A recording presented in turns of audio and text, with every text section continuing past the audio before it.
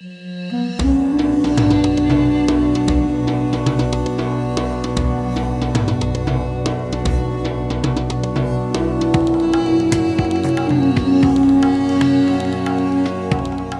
Humber, founder and president of Japan NRG platform at the Yuri Group. Yuri, certainly Japan doesn't often make it into the global headlines, but ultimately has been recently for very un-Japanese sorts of things like unpredictable political parties performance and changing prime ministers.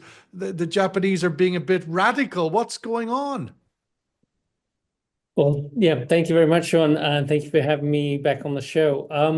I mean, as you say, we Japan has been in the global headlines, though obviously we're well below the US political headlines, so maybe not quite the same amount of exposure. However, we have had a little bit of a revolution of sorts in Japan, in the sense that the ruling party, which has been pretty much in power for the majority of the time since the 1950s, has It's a monopoly. I mean, let's call it what it is. I mean, it's still been in power. It's won every election. I mean, I don't know what you call it. This is the well, monopoly party of Japan and moves between wings within the party, right?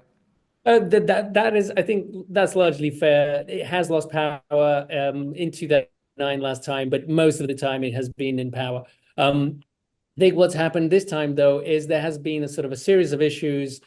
You could talk about the politics, you talk about the social issues, but I think, I think down to it, for most people, it's the economy, right? It's the fact that the global energy-led inflation has filtered into the household spending, and it has risen to sort of dissatisfaction with what's happening in a general level, and maybe that's sort of fed into some of the political issues and voter dissatisfaction elsewhere. But the result is that the previous Prime Minister, Kishida, who was in power for about 3 years and was largely unpopular, but actually did a fairly good job on an international basis, certainly, really put Japan forward very strongly within the G7 and with the US and the South Korea relationship. That's now changed, because you not only have a change of leader to a prime minister who was, let's say, a bit of an outsider to become the party leader, but not only that, but that the new Prime Minister Ishiba has called for a snap election that he initially promised he wouldn't do, flip-flopped on a number of energy issues and other policies, including whether he wants to restart nuclear reactors or not. And I think the voters basically showed their dissatisfaction with all those things altogether. And he is now, he has retained his prime ministership, so it extends beyond a He month. won the vote of no confidence yesterday. So there was the election within the parliament, and he won that one, absolutely. But now he's the head of the minority government, which is being very, very rare in Japan. And on top of that, he's now essentially beholden to the whims of the several minority parties and what they want to be able to continue to lead. And what he's had to do is also hand over control to the main opposition party of the very influential budgetary committee at the parliament, which means that when you come to the discussing government spending next year, they're going to have a lot of influence. And that means the dynamics of Japanese government, which has been able to, essentially the leading party, as you say, the monopoly, has been able to decide which way Japan's policy in energy and other ways is able to move.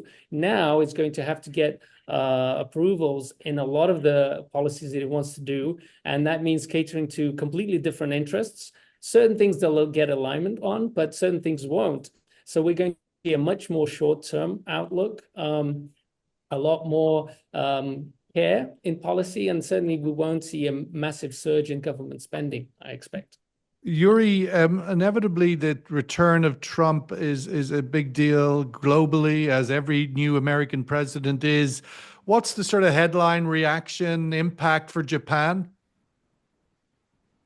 Of course, a lot of caution, because historically, as president, Mr. Trump hasn't been as favorable towards traditional allies of the US, and has been very commercial in the way that he negotiates these relationships. I think that For Japan, from Japan's point of view, one date in mind now is 2026, because that's when the next renegotiation of the US basis agreement is.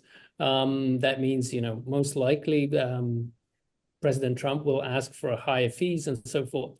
But I think that even though, at least, just to stray aside, I'd say that even though the message around the Trump presidency is that, it's going to be back to drill, baby, drill and so forth, I actually think, following on the previous speakers, I actually think that it might end up pushing in a slightly different direction, and maybe being in the sense that although it probably won't be an extremely pro-renewables presidency, but I think that with the shrinking market share for oil and even LNG globally and within Japan specifically, I think there's going to be actually a strong push within US and US producers to kind of get more into things like synthetic fuels, e-methane, e-LNG, and so forth.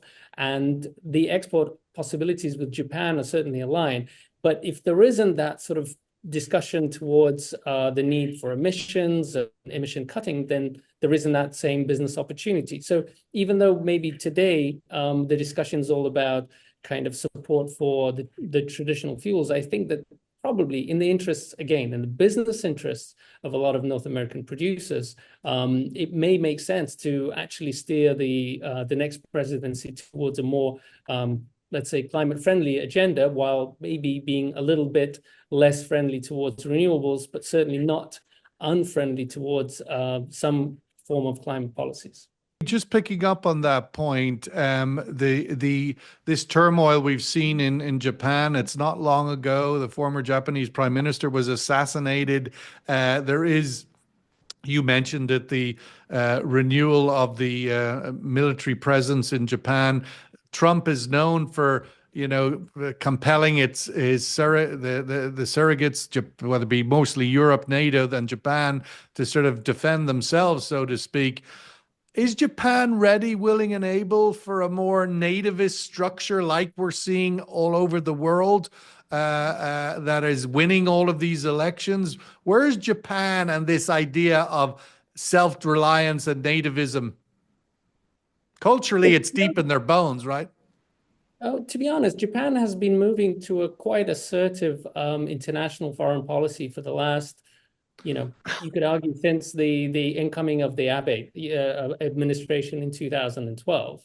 It hasn't been as noticeable previously, but I think in the last 4 or 5 years, in fact, and it started probably under the previous Donald Trump administration, but it certainly continued and grew under the Biden administration. There has been a recognition by the US that if it wants to take on China in terms of strategic economic goals, supply chain goals, and maybe defensive goals, it certainly needs its allies more than ever. And its closest ally in Asia, I think, still remains Japan, closely followed, and then followed by South Korea. So for sure, Japan has understood and realized that it needs to come forward a lot more, and maybe it hasn't been yet fully sort of seen elsewhere. But I think in terms of security circles, foreign policy circles, a lot of the work that Japan's been going on doing in Southeast Asia to bring what is sometimes referred to as the global South more into the US-Japan alliance